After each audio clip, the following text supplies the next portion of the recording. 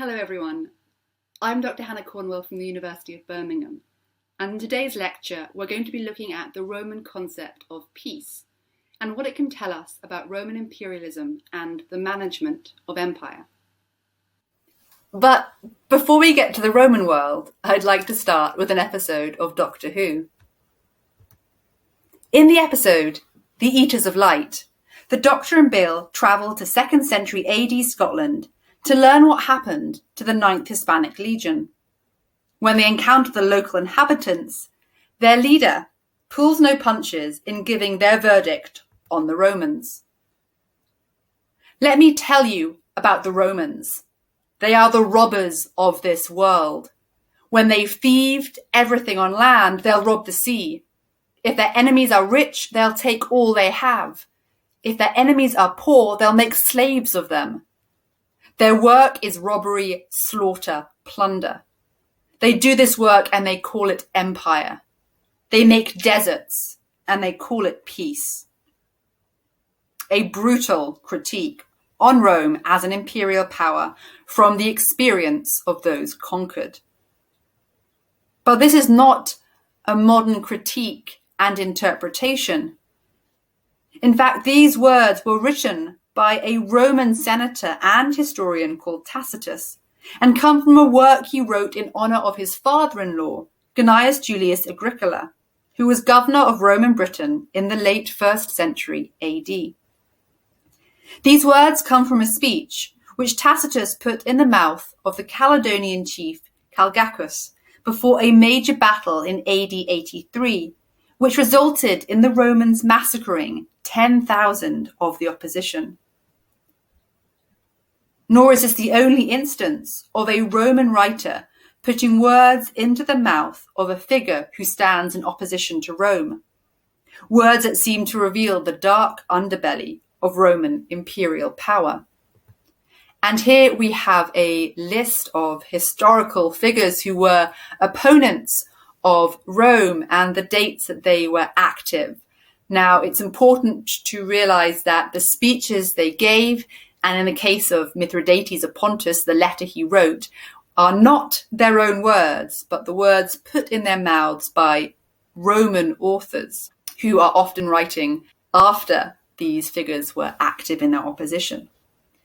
Nevertheless, key points of contention with all these presentations are between the concept of freedom and the concept of slavery. That Rome's deep desire for empire and riches, to quote Sulla's Histories and the letter of Mithridates, was at the cost of those it ostensibly held as friends and allies, not to mention the deprivation imperial expansion brought to those not yet subject to Rome. If we look again at Calgacus's accusation, to rob, to butcher, to plunder, they call by the false name of empire, imperium, and where they make a desert, solitudo, they call by the false name of peace, pax.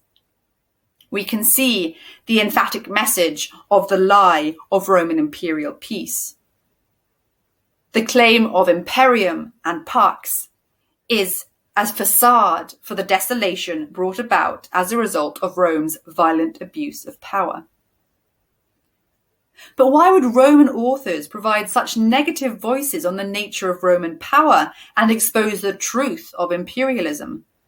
Or, to paraphrase Edwin Starr's hit 1970 anti-war song, Roman peace, what is it good for? Was the Roman idea of peace, as Tacitus's version of Calgacus claims, simply a mendacious piece of propaganda? Let's look at why peace was a central justification for Roman imperial rule. What exactly was Roman peace, or pax in Latin? It described a state of being following the resolution and cessation of conflict, and is perhaps best understood originally as a pact or agreement made as a consequence of conflict. It expressed relations between two distinct parties, whether individual and interpersonal, or between collective groups and states. It was even something the Romans conceptualized as existing between themselves and their gods, and this was called the Pax Deorum. Indeed, The relations of the Roman gods to the Roman state through the negotiation of peace can perhaps provide a model for the unequal relations of peace that we can see between mortals. And here we have another passage of a speech put in the mouth of a non-Roman, here Zeuxis, commander and envoy of King Antiochus III of Syria following the Battle of Magnesia in 190 BC, written by Livy, who was a Roman historian writing under Augustus. We ask of you, Romans, through what offering we can expiate the mistake of our king and obtain peace and forgiveness from you, the victors.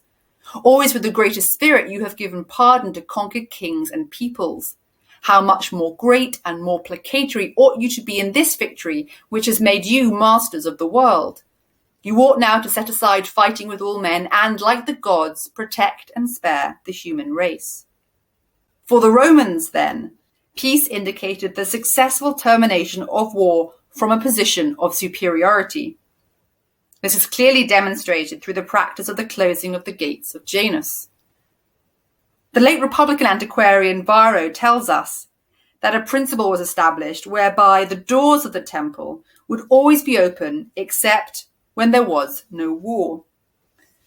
The closing of these gates appears to have been a rare occasion indeed, with Augustus, Rome's first emperor, or princeps, claiming that before him the gates had only been closed twice in all of Rome's history, but that he had closed the gates 3 times by the vote of the Senate. This was not, I think, intended to underline any impermanence of the peace Augustus accomplished, even though multiple closings of the gate also required multiple reopenings, but rather to emphatically stress Augustus's achievement of peace that could truly claim to be a peace won by victory by land and sea through the whole empire of the Roman people. This claim made both to the Roman state and its subjects of an imperial mission to bring peace and stability to the Mediterranean world and beyond was perpetuated by later emperors, with peace becoming an expression of Roman military success. For example, in AD 63, Rome and the Parthian Empire contended for control of the Kingdom of Armenia, situated between Europe and Asia. A diplomatic resolution was reached whereby the brother of the Parthian king would sit on the Armenian throne, having received his royal diadem from the hands of Nero at Rome. An elaborate, triumphant-like ceremony was organized at Rome as a deliberate display of Roman power and apparent Parthian subjugation, culminating with Nero being proclaimed imperator, meaning victorious general, laying his victory laurels as an offering to Jupiter Optimus Maximus on the Capitoline Hill, and closing the gates of Janus, as a sign that no war was left anywhere. Nero commemorated and perpetuated this message of victorious peace on his coinage. Here we see the Temple of Janus depicted with an announcement that, with peace of the Roman people achieved by land and sea, he closed the gates of Janus. Roman imperial peace, however, was not simply about the completion of external wars. Roman peace was also commodified. We have evidence from at least the mid-1st century BC onwards, demonstrating an emerging imperial language of peace in the Republican period. Fragments of a Roman law from 58 BC concerning the sacred Greek island of Delos provided immunity to Delos and its associated areas in the wake of Pompey's eastern settlement following his eradication of piracy in the Mediterranean and the defeat of King Mithridates of Pontus, whom we've already seen as a mouthpiece for imperial critique. The restoration of Delos's tax immunity is presented as a return to a normal state of affairs which had existed prior to the Mithridatic Wars. During that period, Delos twice suffered capture and looting by Mithridates' forces. The ability to remove the threat of piracy to commercial and trading communities, as well as finally ending Mithridates' control of the Eastern Mediterranean, lies behind Rome's actions as a benevolent imperial power. The restoration of a pre-Mithridatic setting in respect of Delis's tax and custom status is, in effect, presented as the product of Rome's imperium, Rome's empire. This is most explicitly and emphatically stated in the lines in bold here. It is consonant with the dignity and the majesty of the Roman people, now that the Commonwealth, the res publica, has been most gloriously administrated, its empire, its imperium increased, and peace established throughout the world, for that most noble and most holy island to be returned to the immortal gods, and for the whole island to be freed. If we were looking for Rome's mission statement, we might perhaps look no further. Pompey's successful reorganization and administration of the Eastern Mediterranean justifies the claim to an increase in Rome's imperium, which itself served to bring peace, both as the termination of conflict and a state of stability to the whole world. Or, to put it another way, the conferral of peace throughout the world is proof of the extent of Rome's power. Contained in the phrase, peace established throughout the world, is the idea of Rome's imperial ability to procure stability for and to oversee the administration of the entirety of the Mediterranean world. Later, in the early empire, the security and stability that Roman imperial peace allegedly provided subject communities came at a price. In AD 70, following a rebellion for independence in the Rhineland, in the wake of Emperor Vitellius's death, the Roman general Petilius Cerialis is presented by Tacitus as addressing the Gallic leaders and becoming a mouthpiece of the justification of Roman imperialism, stressing the necessity of Roman-imposed order for the maintenance of worldwide peace. There were always kings and wars throughout Gaul until you submitted to our laws.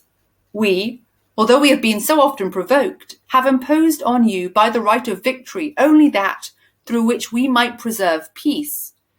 For there cannot be calm between nations without arms, or arms without military pay, or military pay without tribute. Everything else is shared universally. For if the Romans are to be driven back, which heaven forbid, what else will exist but wars of all nations against each other?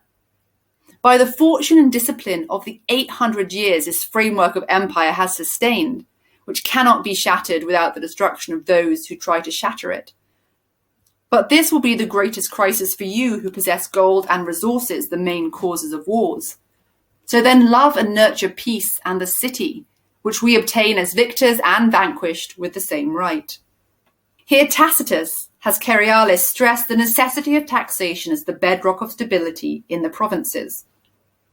Another Roman commander, Volculla, earlier in Tacitus's narrative, stressed that it was due to Emperor Galba's tax concessions that the Gauls became hostile to Rome and thought of revolting for independence.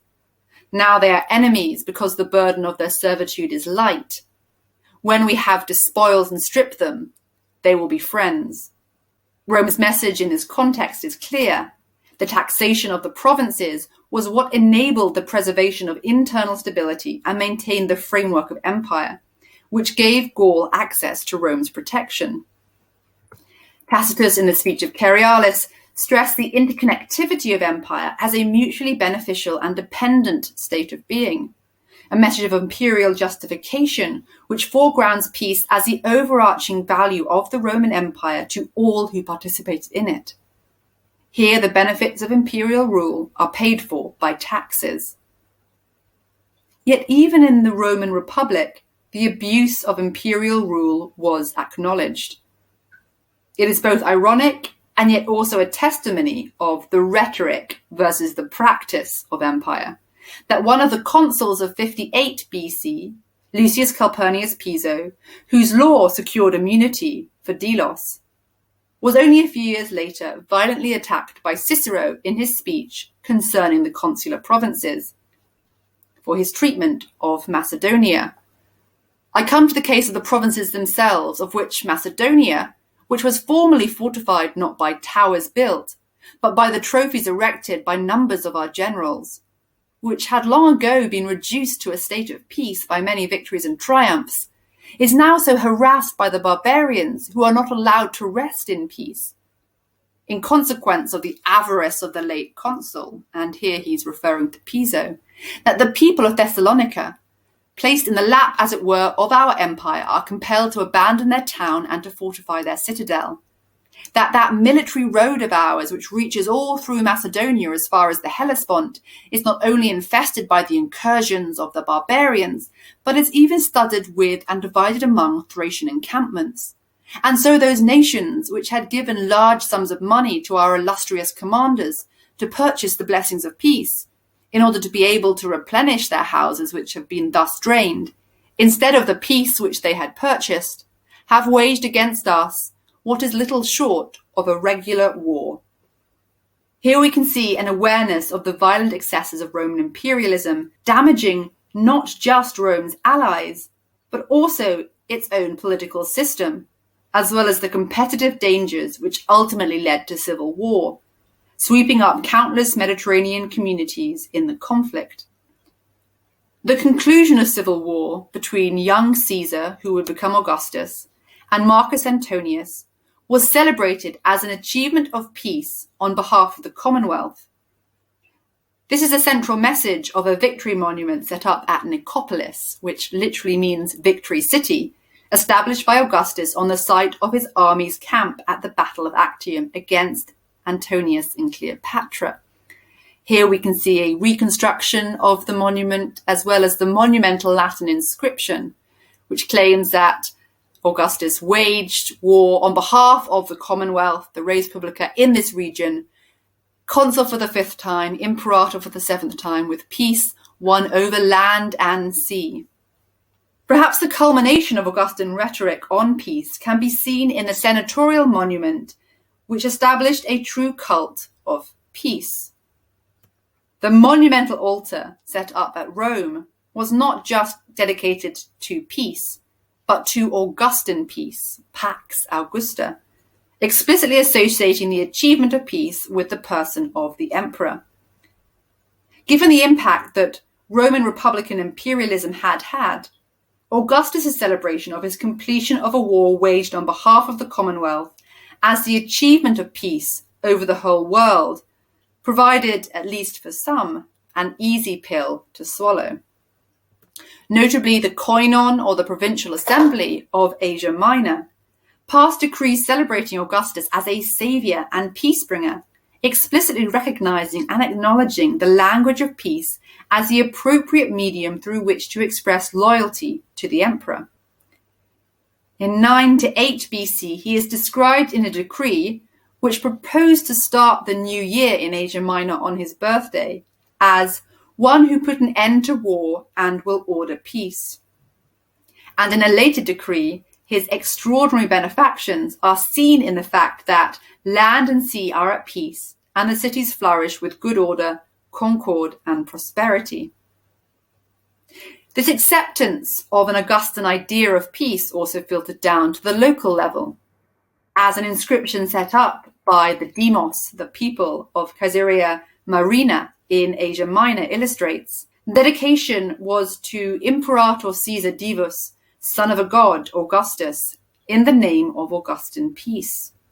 Motivations to engage with a concept intimately bound up with the princeps was also evident in the Western Mediterranean, with dedications to Pax Augusta made both by communities as a whole, as is the case with the colony of Praeneste on the left, and also by individuals, as with Titus Domitius Romulus's dedication at Narbo, which was placed as a vow because he received Phoebus free, a bequest in trust.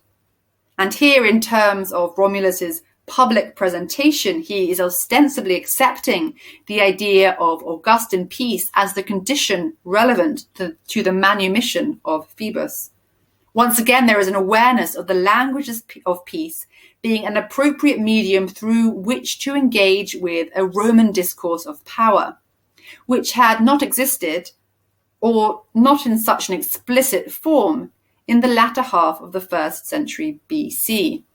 And indeed, we might think of this concept of Augustan peace, or Pax Augusta, becoming a byword for imperial peace, or peace of the emperor.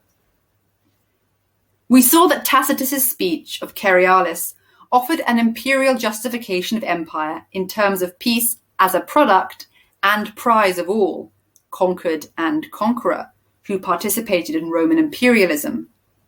Tacitus's assessment and critique of Rome's imperial practices, dramatically placed in the mouth of the Caledonian Calgacus that we saw at the beginning of the lecture, illustrates that although peace was purportedly established through the conferral of all power on one individual, i.e. the emperor, the ethical issues of the governance of Rome's empire not only remained, but remained a continual source of potential instability for internal politics of the state. The collapse of Nero's administration and the foundation of the Flavian dynasty rested in large part on violent responses to empire from within. Nevertheless, this imperial rhetoric of a mission of peace remained a central tenet to the Principate, widely accepted or in the very least utilized by the subjects of empire to negotiate internal disputes before the emperor, as is demonstrated by an Alexandrian embassy sent to the Emperor Claudius in AD 41 to put forward their case concerning access to the rights of Alexandrian citizenship and tensions between their community and the Jewish community in the city. As a preface to their requests, the ambassadors offer a range of honors to Claudius, including the erection of a golden statue to Pax Augusta Claudiana. The impetus for the cult statue, initiated by the provincial community, directed, it would seem, by Tiberius Claudius Barbilus, a friend of the emperor, offers us insight into how imperial ideals were perceived by such communities as a means through which to communicate with the princeps. And it's worth stressing here that this is not just a monument to imperial peace as Pax Augusta, but it is specifically qualified as Pax Augusta Claudiana, and therefore a quality explicitly linked to Claudius. In the context of their embassy and the social tensions in the city of Alexandria, it is possible to understand the offer of a statue to Pax as an appeal to Claudius as mediator and supreme power to bring stability to the city by means of his imperial guidance. This acceptance of Rome's imperium in terms of peace did not necessarily mean that the Roman Empire was always, if at all, ethical in its treatment of its subjects, or fully accepted as the ideal by those subjects, but it nevertheless maintained an ideal yardstick against which Roman critics continued to measure it, as we saw with those speeches written by Roman authors put in the mouths of non-Roman opponents, at least acknowledging the arguments that the opposition could lay at Rome's feet, and through which the participants and subjects of empire expressed their relationship with the central powers of Rome's imperium. Thank you very much for listening to this lecture on Roman peace, and I hope it has given you some insight and ideas about whether or not Roman peace was indeed good for anything.